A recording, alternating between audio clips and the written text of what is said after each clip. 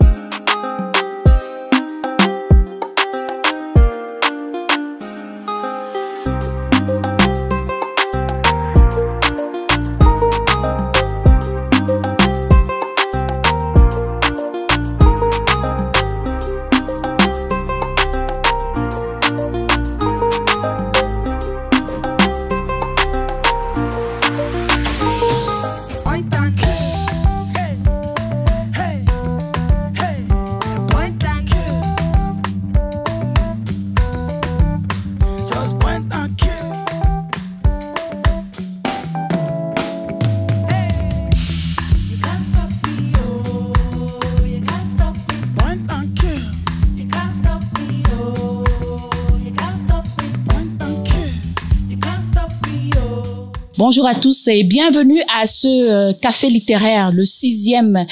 Et aujourd'hui, nous avons le plaisir de recevoir Monsieur Magaye Kassé, qui est professeur d'université, professeur titulaire d'université, et Monsieur El Hadji Lebon, qui est écrivain et conteur également.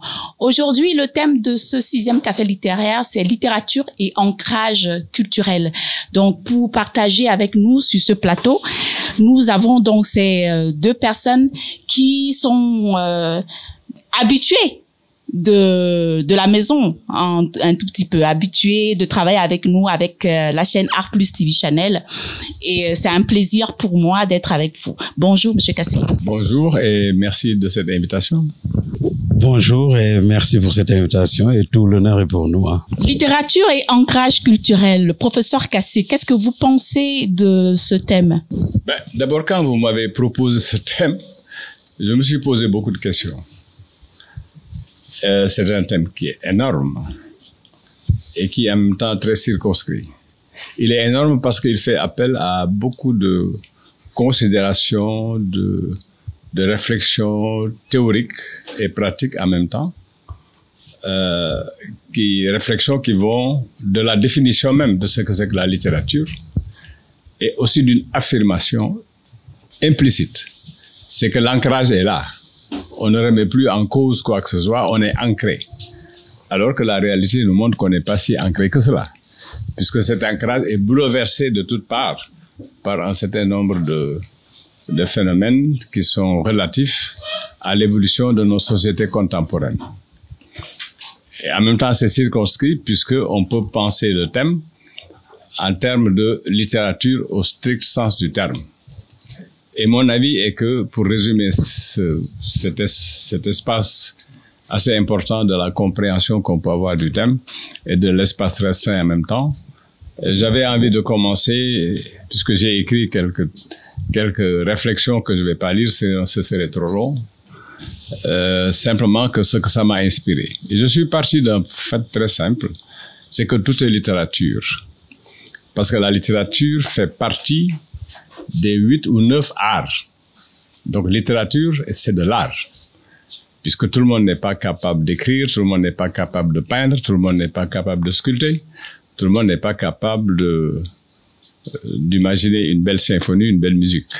Non pas celle qu'on entend habituellement, mais une musique qui est élaborée. Et on pourrait continuer jusqu'à la bande dessinée, jusqu'à la télévision, jusqu'à la photographie et tout ça. Et tous ces arts-là font appel à la littérature, puisque c'est de l'écriture. Donc, si on s'appesantissait sur ça, j'ai l'habitude de citer quelqu'un que j'aime beaucoup, qui s'appelle Paul Éluard, et qui disait que l'art est moyen d'expression de ce qui fait la vie des individus. Il est en même temps moyen et forme de communication et suggère un monde de vérité. Puisque celui qui présente quelque chose part du principe, du postulat, que ce qu'il dit est suffisamment bien dit, bien fait, bien structuré pour emporter l'adhésion de celui qui l'écoute, qui le lit, ou qui entend, ou qui admire cette œuvre d'art. Et donc, quand on dit littérature et ancrage, de nos jours, on a l'impression que d'abord d'un point de vue purement empirique. Il y a tellement de choses qui sont écrites, si on reste à ce qui est écrit. Il y a tellement de thèmes qui sont abordés qu'on se pose parfois la question, est-ce que c'est parce qu'on remet en cause ce déficit d'ancrage qu'on veut interroger ce qu'on a vécu pour trouver les réponses, ou en tout cas suggérer, comme il le dit, un monde de vérité, c'est-à-dire suggérer une réflexion nouvelle par rapport à ce qu'on vit. Et la plupart du temps, les auteurs, en tout cas contemporains de chez nous, dans l'espace africain et singulièrement sénégalais, se posent des questions d'ordre sociétal, moral, éthique, éducationnel, prospectif. Qui sommes-nous? D'où venons-nous? Et où allons-nous? On a ce triptyque dans la réflexion, dans le narratif, dans la mise en scène, dans la manière aussi d'interpeller celui qui est censé écouter ou lire ce qu'on a produit. Peut-être qu'il se dit, tiens, j'aurais dû avoir cette réflexion-là. Et tant qu'on n'a pas atteint ce degré, on peut dire que ce qu'on entend par ancrage, en fait, c'est une interrogation muette, un dialogue à soi, pour appeler les autres à dialoguer avec soi-même et dire est-ce que la problématique ou les problématiques qu'on pose sont de vrais problèmes qui nous assaillent et qui interpellent notre conscience collective et individuelle pour qu'on essaie de trouver, en tout cas, une source de réflexion féconde pour dire que je constate que je peux être dans une impasse, mais cette impasse-là, je vais la dépasser. Comment la dépasser? C'est l'histoire qu'on raconte, c'est le jeu des acteurs si c'est le cinéma, c'est aussi la manière de susciter l'émotif, l'émotionnel, le sensible quand il s'agit d'une pièce de musique ou bien quand il s'agit d'une pièce de théâtre. On peut dire, tiens, est-ce que ce que j'ai considéré comme étant ancré en moi mais que je ne me suis jamais permis d'interroger, parce qu'on dit, bon, parlons des valeurs. Les valeurs sénégalaises, c'est quoi? Mais les valeurs sénégalaises sont bouleversées. Fondamentalement, ce qui était nos points d'appui ne le sont plus de manière aussi évidente quand on regarde, là encore de manière empirique, comment les choses se passent dans nos sociétés contemporaines. Je me suis amusé à lire un certain nombre de romans, d'essais, de nouvelles aussi, et je me suis posé la question, où va la littérature stricto sensu sénégalaise si ce n'est que ça? Évidemment, il y a des exceptions. À la fin de mon texte, j'allais citer quelque chose qui nous est très immédiat, dont l'immédiateté est conditionnée par la manière dont nous vivons nos sociétés d'aujourd'hui, c'est la question migratoire, dont le cinéma s'est saisi, dont la littérature s'est saisie, et parfois avec énormément de puissance. Mais au résultat, on se demande, est-ce qu'on a atteint l'objectif? Si l'objectif c'est je suis né dans une famille, j'ai grandi dans une famille, je dois devenir dans cette famille, et que ceux qui m'ont créé me font comprendre que tu ne peux pas réussir dans ces conditions-là, donc il faut partir. C'est ça aussi la question migratoire. Je mets mes sous dans la balance, je m'endette, je vends des biens, je veux que tu affrontes la mort. Et après, on crie, on pousse des cris d'orphée en se disant, mais comment se fait-il que... Mais pourtant, on était là au moment où on allait le faire. Ce thème est traité de manière très intéressante à la fois chez Fatou Diom, mais avant elle, il y avait déjà Mayoro Diop, qui avait fait Prison d'Europe, il y a aussi, sous d'autres formes, les deux très beaux livres de Fatoumata Dialloba, Des cris sous la peau et Rouge silence, qui nous montrent également que la question n'est pas seulement je pars, mais je m'aliène aussi là où je vais. Et ça, on ne le prend pas suffisamment en compte. Donc alors, si on revient au diptyque, littérature et ancrage, c'est quoi l'ancrage? La littérature nous renseigne, mais est-ce que l'ancrage est vraiment là? C'est des questions que je me suis posées quand tu m'as proposé ce thème. Je me suis dit, waouh, qu'est-ce que je vais pouvoir dire qui puisse ramener un petit peu la réflexion à des considérations peut-être qui ont été, disons, nourries par beaucoup d'interrogations. Ces interrogations elles-mêmes viennent de vécus différents à travers les décennies par lesquels nous sommes passés pour devenir ce que nous sommes devenus. Et la réponse n'est pas toujours évidente. Je me pose toujours la question. On trouvera justement des pistes de réflexion ensemble. On va aller un peu du côté de L.H. Lebonne, qui est auteur, je rappelle, de ce magnifique livre. Il est conteur. Comment est-ce qu'on part de l'oralité à la littérature? Bon. En tout cas, merci de m'inviter pour ce partage de plateau avec un professeur, un illustre professeur qu'on contemplait de loin. Donc voilà, merci pour cela. Voilà, moi je me dis l'oralité est aussi une littérature. Ça fait partie de la littérature. Donc à partir de là, moi quand j'ai reçu le thème de manière simple dans mon domaine qui est une petite parcelle de la littérature, je me suis dit tout simplement oui, la littérature en tant que le conte nous permet un ancrage dans notre culture par la simple et bonne raison que le conte est universel et on peut trouver le même conte au Sénégal et on le trouve en Chine aussi. Ce qui, le fait de faire ce conte véhicule quoi qu'il en soit une partie culturelle de son environnement d'origine. Donc ce qui fait qu'en tant que conteur, je me suis dit tout simplement que c'est un thème qui m'interpelle, mais aussi quelque part quand on a parlé de littérature, je me suis dit à un moment, parce qu'au début moi en tant que jeune, je ne considérais pas l'oralité comme de la littérature. C'était une bêtise de ma part. Après mes recherches, je suis revenu sur ça il y a cela très longtemps. Mais bon, pour moi, ce thème-là, par rapport au conte, je me dis tout simplement que ça nous permet de nous informer sur notre culture.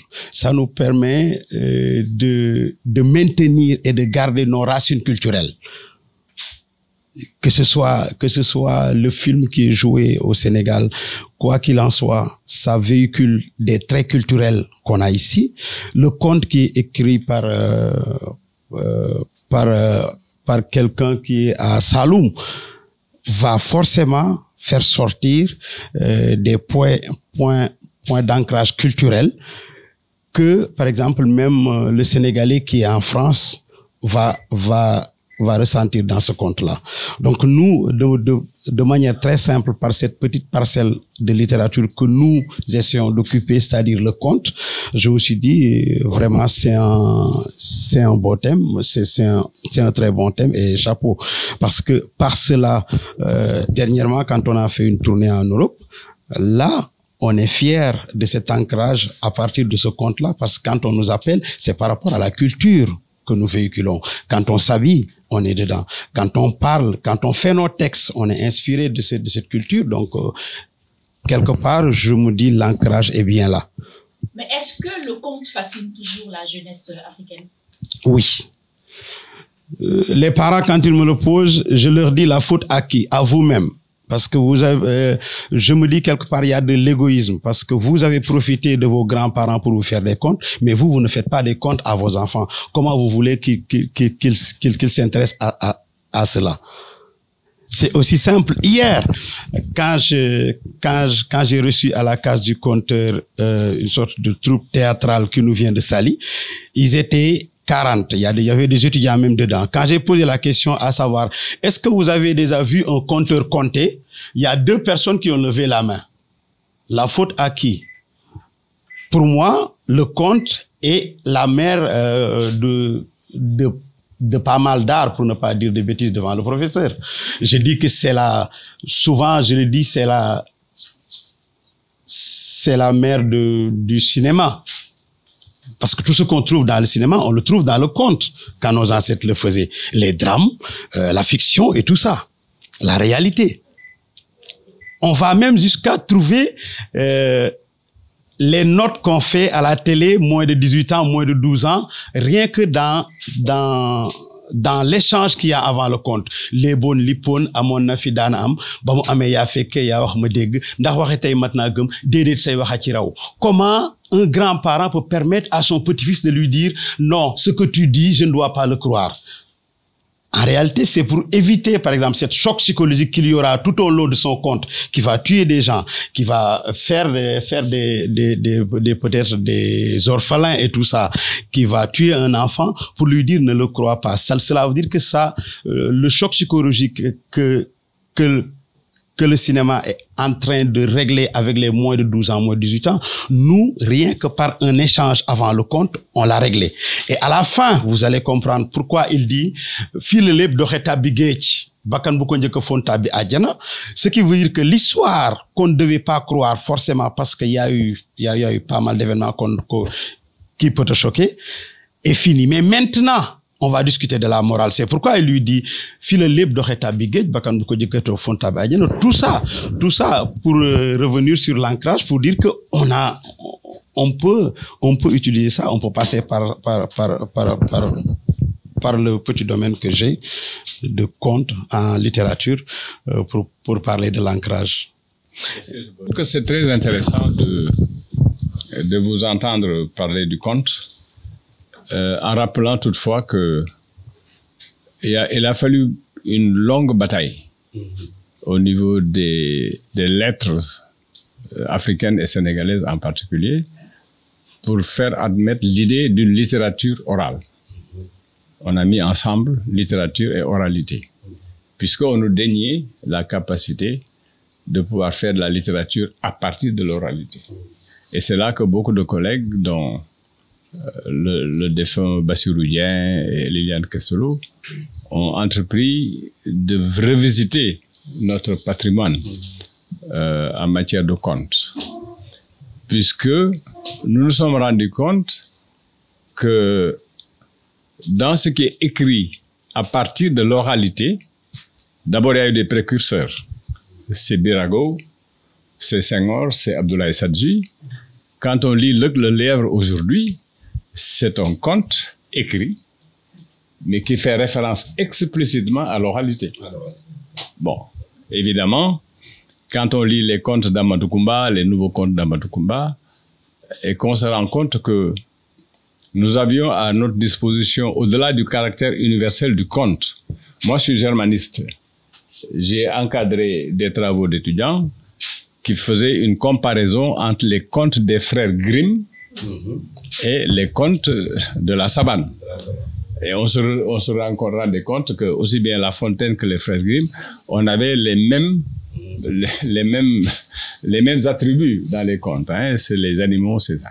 Pourquoi? Parce que le conte, de façon universelle, a d'abord une fonction didactique, de socialisation, de créer les conditions, de donner à l'individu qui reçoit le conte les moyens de comprendre son monde et de s'ouvrir en même temps. Donc il y a cet aspect-là qui me semble très important. Ensuite, le conte a un caractère social. J'ai eu l'honneur de participer à Barcelone il y a plusieurs années de cela à une grande manifestation sur le théâtre. Celui qui m'avait invité, c'était le directeur du théâtre de Barcelone, et il m'avait entendu parler de Bertolt Brecht dans son théâtre à Berlin. Et il m'a dit, je veux vous inviter. Alors je me suis dit, mais qu'est-ce que je vais pouvoir leur dire? J'ai fait un texte sur le guéou. C'est-à-dire comment, déjà, avant Bertolt Brecht, et même après lui, il suffit de se reporter aussi à Wole Soyinka et son théâtre qui a beaucoup emprunté à Brecht, notamment l'opéra de Katsu de Brecht qu'il a transposé en opéra Vognossi, pour bien montrer aussi comment raconter la vie des gens peut les inciter à changer d'attitude. Et donc j'avais fait une communication sur le guéou, c'est-à-dire le conteur et son auditoire. Cette relation, disons, de navette, hein, qui va de gauche à droite et de droite à gauche, qui fait participer l'auditoire dans la manière dont on veut lui raconter une histoire qui le renseigne et qui lui enseigne également à voir comment il faut faire pour que on puisse mener une vie normale, une vie décente, une vie qui est faite aussi de critères moraux sur lesquels on ne peut pas ne pas s'appesantir. Alors, on a beau dire, il faut du courage, il faut ce qu'on appelle le jom, il faut le fit, ce sont des concepts qui n'ont plus de relevance aujourd'hui en fonction du développement de nos sociétés. Avant, les gens habitaient la campagne, ils avaient du temps, la vie économique était rythmée par les saisons, la saison des pluies, la saison des récoltes, où on avait le temps de s'adonner à des jeux qui sont aussi de l'oralité. Aujourd'hui, vous demandez à un jeune Dakarois qu'est-ce que c'est que le gargambossé, il ne sait pas ce que c'est. Hein, qu'est-ce que c'est que tel autre jeu, il ne sait pas. Parce que justement, on a perdu cette manière d'éduquer les gens à partir de critères moraux que la société acceptait et d'autres que la société rejetait. Donc le conte, de ce point de vue-là, a donné à nos collègues à l'époque au département de lettres modernes beaucoup de matière à réflexion pour dire que oui, nous sommes tout à fait en droit de dire que nous avons une littérature orale.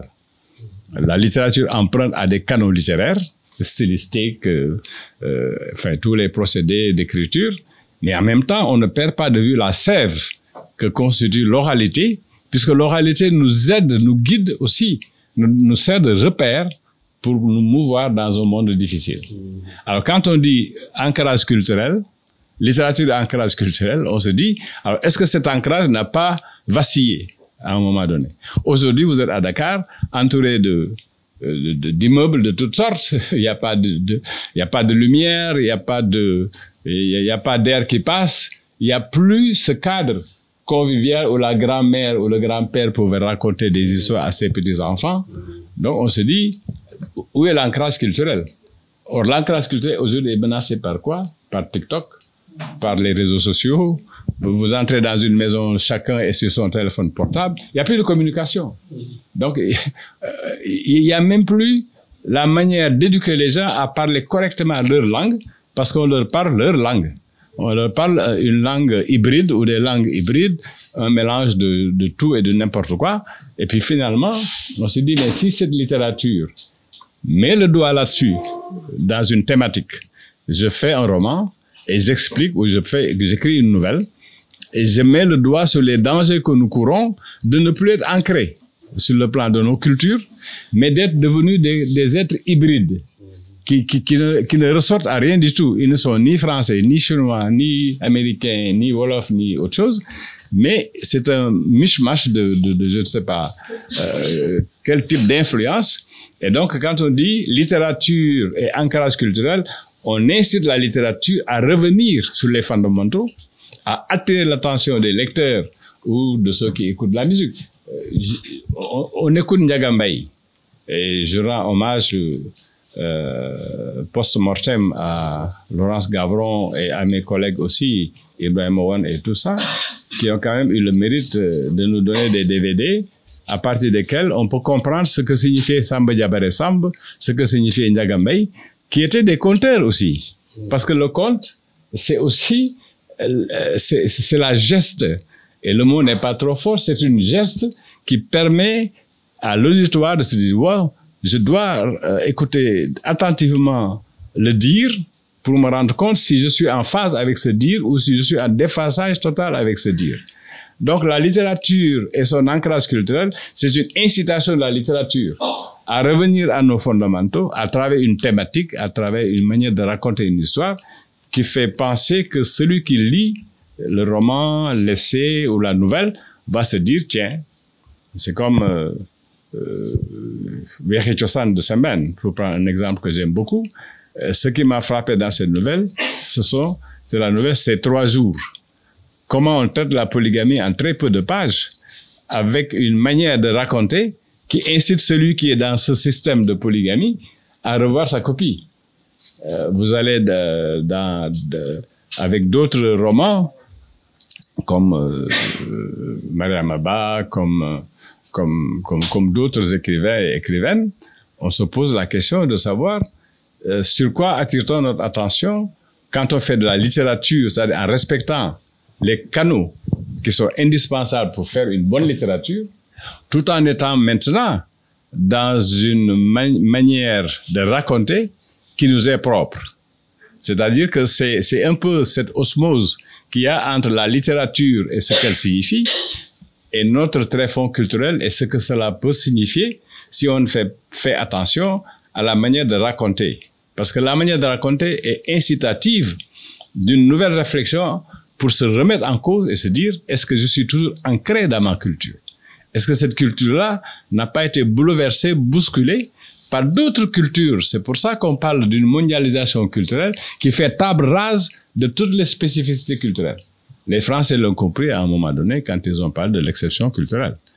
Pour d'autres raisons que nous, mais je crois que c'était assez révélateur d'une tendance qu'il faut bien voir en se disant que si je dois faire quelque chose qui m'est imposé par le contexte socio-économique dans lequel je vis et sur lequel contexte je n'ai pas de prise, je suis complètement livré au desiderata de ce contexte et donc je subis les contre-coups du contexte. Le contexte d'aujourd'hui, c'est un contexte, disons, économiquement parlant, de néolibéralisme qui fait fi de toute forme de considération de nature morale. Je n'ai rien contre ceux qui ont des tendances LGBT et tout, mais est-ce que c'est quelque chose qui a été favorisé dans nos cultures? Est-ce que c'est quelque chose qu'on a accepté? Parce qu'on a eu des travestis chez nous. Ils n'ont jamais fait l'objet d'opprobre, de poursuites ou de quoi que ce soit. Mais quand ça dépasse un certain seuil, je dis où est l'ancrage culturel? Et il suffit de dire, c'est pas ma culture d'accepter que quelqu'un que le bon Dieu a fait femme décide de devenir homme, ou quelqu'un qui est homme décide d'aller avec un autre homme. Je dis, donc nos canaux culturels sont bouleversés par des facteurs exogènes sur lesquels nous n'avons pas prise. Donc, quel est le rôle de la littérature là-dedans? C'est-à-dire, littérature et ancrage culturel revient à dire quel type d'interrogation la littérature doit-elle poser pour nous ramener dans notre giron culturel qui fasse que nous sommes ouverts, certes, mais nous gardons intacts les principes fondamentaux qui font notre être là au monde.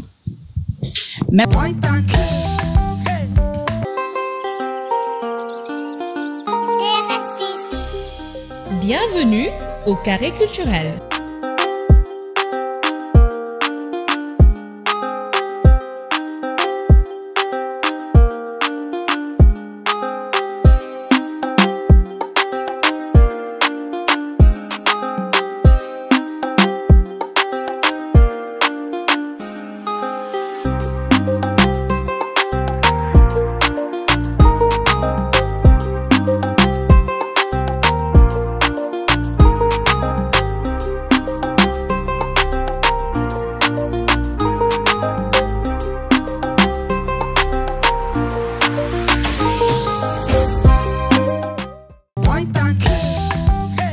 Merci beaucoup, Monsieur Kassé. Mais au-delà de ça, en sachant que notre culture a toujours été une culture très orale, et aujourd'hui où on a beaucoup d'auteurs qui publient et qu'on a par exemple Cheikh Anta Diop qui a énormément parlé sur la question de l'enracinement, de vraiment qu'il faut un véritable retour aux sources pour pouvoir développer nos pays.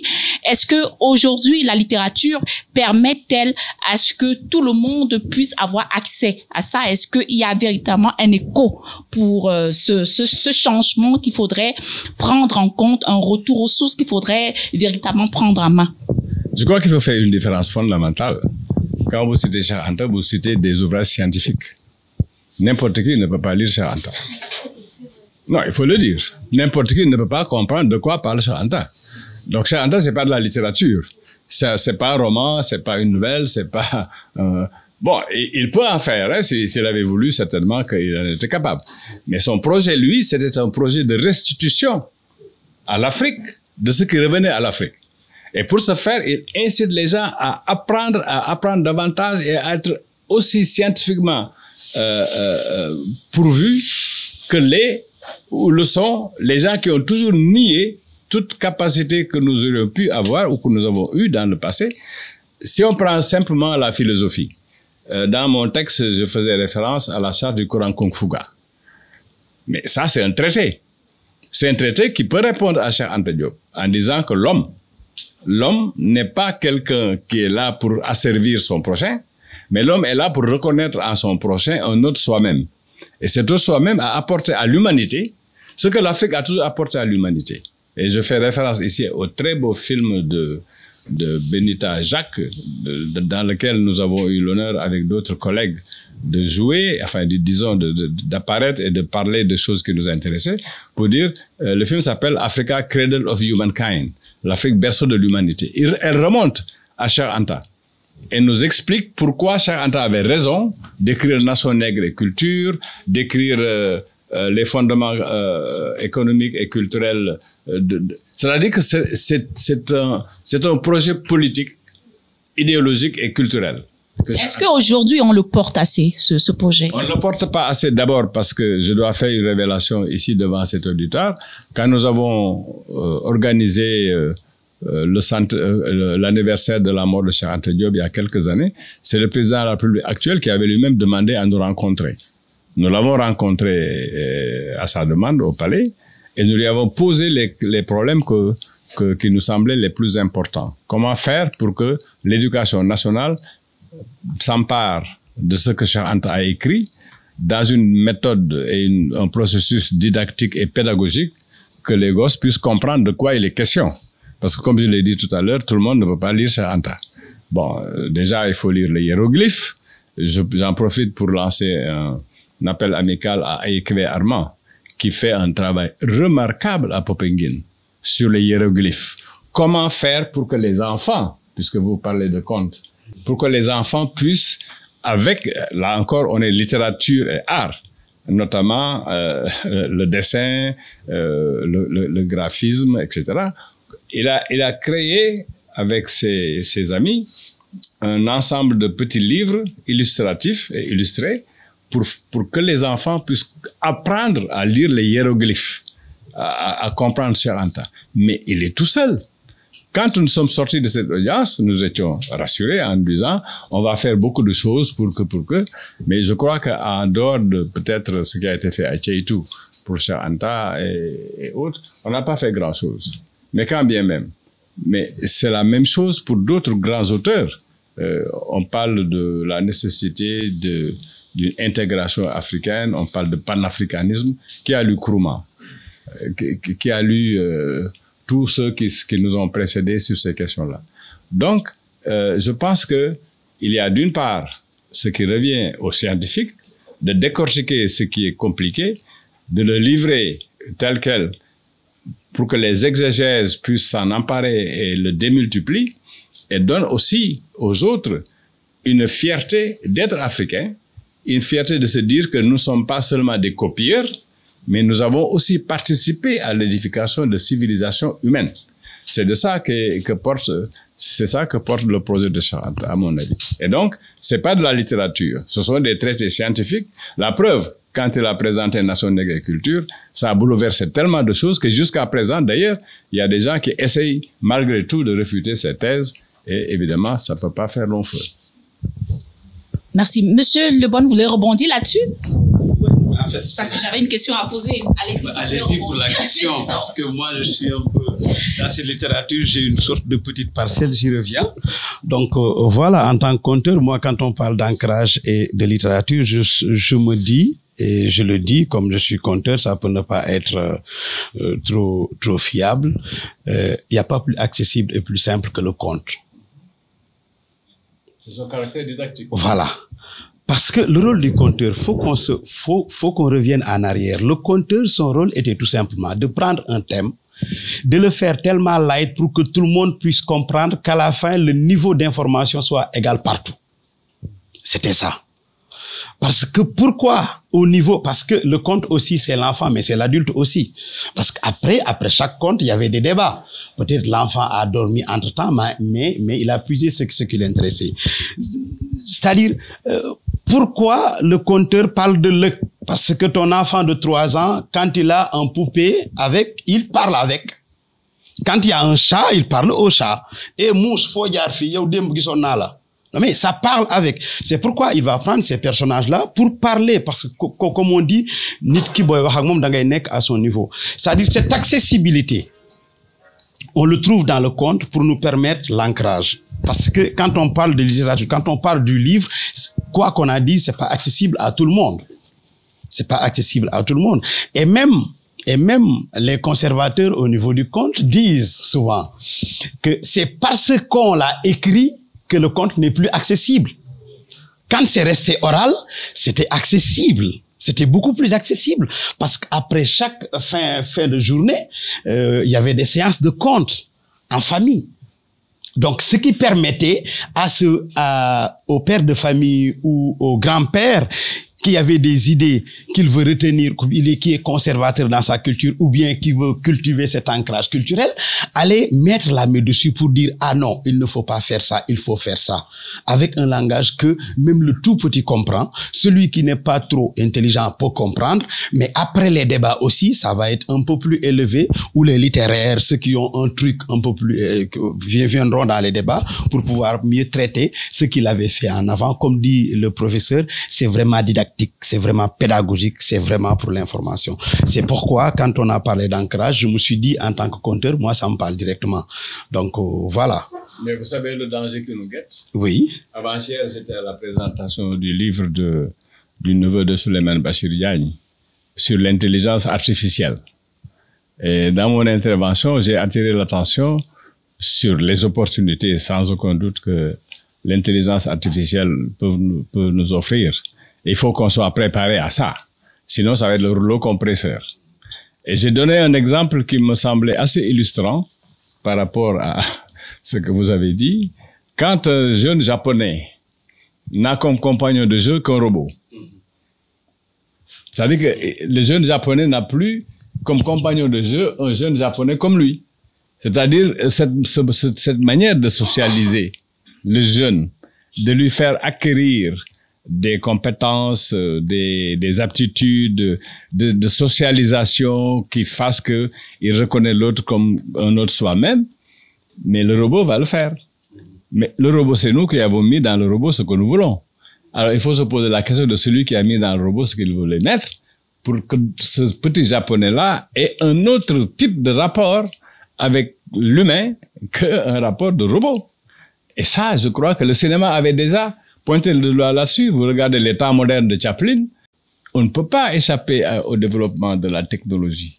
Mais tous ces trucs-là vont disparaître parce que justement, Senghor l'avait dit, mais on n'a pas compris que le noir entretient l'Africain noir, pour employer un terme, pas les autres qui doivent avoir avec la nature un rapport différent. J'en passe parce que l'homme a tellement agressé la nature, parce que l'homme, dans un système de développement corps, d'ancrage culturel, ne soit plus galvaudé comme ça.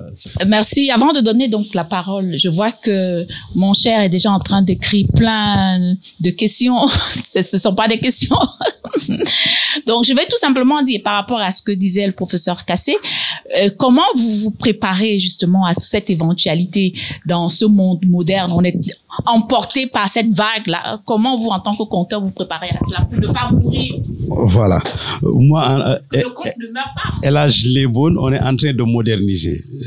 Quand la première phrase que j'avais prononcée à la télé et que tout le monde a dit, ah, est-ce que warna ko wax? J'ai dit que Mame Yakhya Lalo est dépassé. Je m'inspire de lui. Il m'a appris beaucoup. Mais si on veut que le conte soit présent, nit ki boko yar da ngay wax langage mi wax. Il faut aller vers les scènes. Il faut professionnaliser le conte. D'où, par exemple, les spectacles de conte qu'on est en train de travailler. On a construit un espace qu'on appelle l'espace des arts et de la culture, la case du conteur, pour pouvoir former des conteurs et que ça puisse parler aux enfants de maintenant. Des robotiques et autres, comme disait le professeur. Maintenant, le conte, ce n'est pas seulement... Parce que, pourquoi je parlais de ça de Mame Yakhya Lalo? C'est presque une sorte de blasphème quand j'ai dit ça. Non, c'est pas blasphémé. Mame Yakhya Lalo racontait à ses petits-enfants. Alors que maintenant, le conteur doit aller vers un spectacle qui peut parler à tout le monde. Se moderniser tout en restant dans la phrase que le professeur avait dit, l'enracinement d'abord et l'ouverture. Cette ouverture serait par exemple que nos conteurs qui sont là, qui étaient dans les maisons, puissent aller sur scène, sur les planches et présenter des choses et aller dans les écoles et présenter des spectacles. Je pense bien que maintenant on a eu pas mal d'exemples. Ridwan est là, il m'a amené plusieurs fois dans des écoles et souvent le drame c'est que dans les écoles publiques de chez moi à Thiès où j'ai grandi, je leur offre ça, ils ne prennent pas. Ailleurs, on me paye pour le faire. Donc, à partir de là, cette modernisation s'impose à tous les compteurs. C'est-à-dire, le compteur doit dépasser le fait, parce que traditionnellement, c'était quoi le compte? La grand-mère a passé la journée avec les enfants, il y a un enfant qui a tapé sur l'autre. Le soir, la morale de ce compte sera de ne plus taper, parce qu'on ne doit pas taper. C'était ça, c'était automatique, quoi.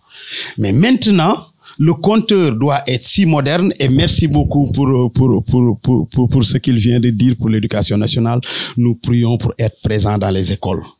Les compteurs, moi en tant que compteur, et je pense que je le dis pour tout le monde, on doit revenir à l'école parce qu'il n'y a pas plus didactique que ça. Donc voilà. Et voilà. Donc pour le compteur moderne, il doit non seulement avoir une histoire qui raconte, qui est bien pensé, mais il doit avoir recours à une sorte de dramaturgie pour l'écrire, pour que ça puisse être un spectacle. Un metteur en scène, un scénographe. Moi, j'ai voyagé dans des grandes nuits du conte, que ce soit au Burkina et tout. C'est là où ils ont dépassé un peu le Sénégal dans ça. Je suis sénégalais, mais je sais que au niveau du conte, ils nous ont dépassés. Maintenant, on est en train de rivaliser avec eux. On est en train de faire parce que les anciens qui sont là, qui étaient là, ne voyaient pas ce niveau-là. Pour que, par exemple, le conte puisse aller au grand théâtre.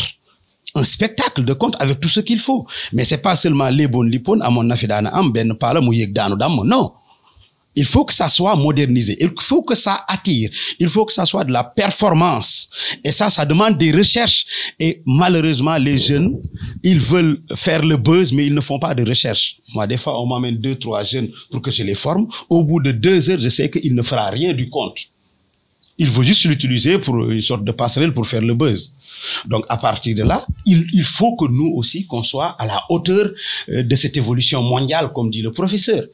Il faut qu'on puisse être présent non seulement sur les scènes, sur les grandes rencontres, mais aussi qu'on puisse être présent dans les écoles, dans les structures de rencontres, dans les structures de formation des jeunes, et que voilà quoi. Mais ça demande vraiment de la recherche et un certain niveau. Mais c'est parce que aussi, nos autorités de tutelle ne voient pas du tout l'intérêt que cela peut représenter. Dans d'autres pays, il y a des programmes dédiés. Il y a des programmes qui sont proposés, qui sont conduits pour que justement la question orale dans le contexte de leur pays respectif revienne. Qu'on dise que si on veut dire, je ne sais pas moi, je suis Berrichon, qu'est-ce qui s'est passé dans le Berry à tel moment? Je suis Périgord, qu'est-ce que c'est? Je parle de la France parce que je connais mieux, ou bien dans d'autres pays. On dit, mais il faut favoriser l'éclosion de nouveaux talents qui puisent sur un tréfonds qui est commun, mais qui l'enrichit. Parce que le conte, à l'origine, il est né de quoi? Il est né de l'observation. Il est né de la manière dont les gens vivaient entre eux, les gens vivaient avec les animaux. Et par exemple, quand on regarde ce qui se passe dans nos espaces sahéliens, ou même, je parlais de la charte du Coran Kung Fuga, nous avions un rapport avec la nature, mais nous avions aussi un rapport avec les animaux. Pourquoi dans l'aigle de lièvre, les animaux ont la parole? Pourquoi dans l'aigle de lièvre, il y a des prototypes de ce qui est méchant, des prototypes de ce qui est rusé, prototypes de ce qui est intelligent, de ce qui est fourbe, de ce qui est sage, de ce qui est fort, mais en même temps raisonnable. C'est tout, il y a toute une panoplie d'animaux qui chacun, pour ce qui le concerne, représente une valeur, qu'elle soit négative ou positive. Donc, il y a à faire, il y a une démarche de caractère holistique à entreprendre pour pousser nos États, les ministères de l'éducation, les ministères de l'enseignement supérieur, les ministères de la recherche, les ministères de la culture, à faire chorus pour que nous puissions faire face à ce qui nous menace. Si on ne le fait pas, ben écoute, c'est d'autres qui le feront à notre place et ils le feront chez eux et très bien. Mais nous allons continuer de subir et on va effacer. C'est une question mémorielle.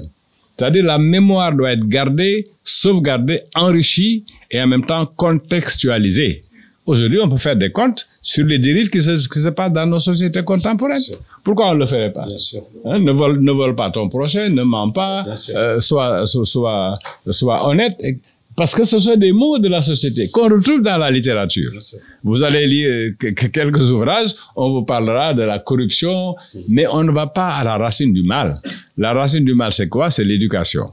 Comment on va éduquer les gens à respecter les valeurs? On nous dit, nous avons, au nom de nos valeurs. Mais quelles sont ces valeurs? Elles ont disparu depuis longtemps. Hein? Merci beaucoup. On va laisser le public réagir. Quelques questions. Et oui.